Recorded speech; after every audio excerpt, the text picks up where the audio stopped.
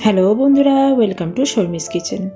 আজকে আমি আপনাদের জন্য একটি ভাইরাল রেসিপি নিয়ে চলে এসেছি, ট্রেন্ডিংও বলা যায়, তেল ছাড়া সবজি রান্না।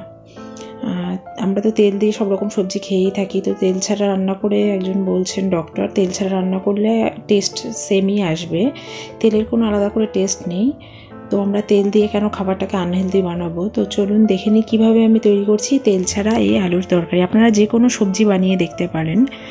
তো এখানে আমি আলু কেটে নিয়েছি, পেঁয়াজ কেটে নিয়েছি, লঙ্কা কুচি করে রেখেছি, টমেটো কুচি আর মটরশুঁটি রেখে দিয়েছি।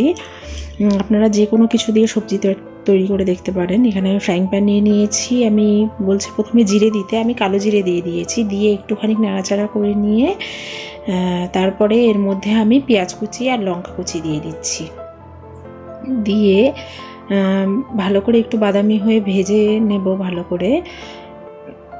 আর পেঁয়াজটা দিলে এই জিরেটা কিন্তু সাথে সাথেই পেঁয়াজের সাথে লেগে যাবে, তো পুড়ে যাওয়ার সম্ভাবনা থাকবে না। গ্যাসটা মিডিয়ামে রেখে তারপরে রান্নাটা করতে হবে। আমি এখানে পেঁয়াজটা আর লঙ্কাটা ভালো করে ভেজে নেব বাদামি হয়ে আসা পর্যন্ত। এখানে চাইলে আপনারা সামান্য একটু জল দিয়ে নরম করে নিতে পারেন।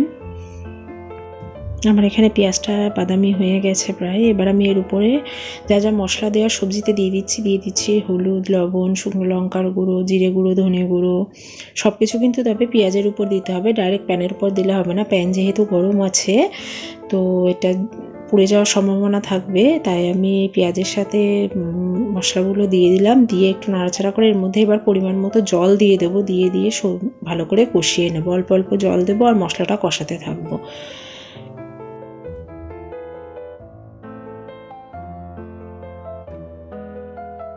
আমি এখানে বেশ কয়েকবার জল দিয়ে মশলাটা কষিয়ে নিয়েছি। এবার আমি টমেটো কুচি দিয়ে দিচ্ছি, দিয়ে ভালো করে টমেটোটা নরম হয়ে আসা পর্যন্ত আমি এটা ভেজে নেব।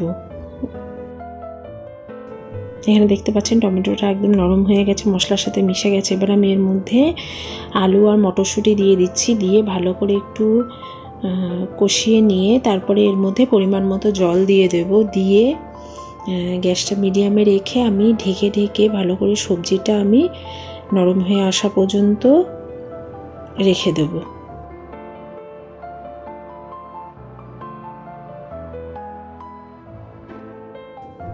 আমি এখানে গ্যাসটা মিডিয়ামে রেখে সবজিটা হতে দিয়েছি। যে দেখতে পাচ্ছেন সবজিটা ফুটে উঠেছে। আমি এখানে বারবার ঢাকা সরিয়ে একটু বাদে চেক করে নিচ্ছিলাম। আমি এখন ঢাকা দিয়ে রেখেছি, প্রায় 15-20 মিনিট মতো মিডিয়াম আঁচে রেখে দিচ্ছি। এখানে আমার সবজিটা প্রায় হয়ে গেছে, আমি মাঝে মাঝে ঢাকা সরিয়ে একটু নাড়াচাড়া করে দিয়েছি। এই যে দেখতে পাচ্ছেন সবজিটা কিন্তু হয়ে গেছে, আমার আলুগুলো ভালো করে নরম হয়ে গেছে। আমি এবার এই হাতাটা দিয়ে আলুটা একটু ভেঙে দেবো, যাতে সবজিটা একটু মাখো মাখো ভাব আসে। আমি এখানে লবণ টেস্ট করে সামান্য পরিমাণে লবণ দিয়েছি। আর এবার আমি সবজিটা ভালো করে ভাঙা হয়ে গেলে পরে এর মধ্যে আমি পরিমাণ মতো গরম মশলার গুঁড়ো আর ধনেপাতা দিয়ে দেবো, দিয়ে ভালো করে মিশিয়ে আমি এটা নামিয়ে নেব। আমি যে তেল ছাড়া আমার আলুর সবজিটা তৈরি হয়ে গেছে, আমি এটা সার্ভ করে দিয়েছি। আপনারা রুটি, ভাত সব কিছুর সাথে খেতে পারেন। সবজিটা কিন্তু খেতে সত্যিই খুবই সুন্দর হয়েছিল, আপনারা বাড়িতে ট্রাই করে দেখতেই পারেন। ভিডিওটি ভালো লাগলে লাইক, কমেন্ট, শেয়ার করবেন। চ্যানেলটি সাবস্ক্রাইব করতে ভুলবেন না। আবার অন্য কোনো দিন অন্য কোনো ভিডিও নিয়ে চলে আসবো। ধন্যবাদ।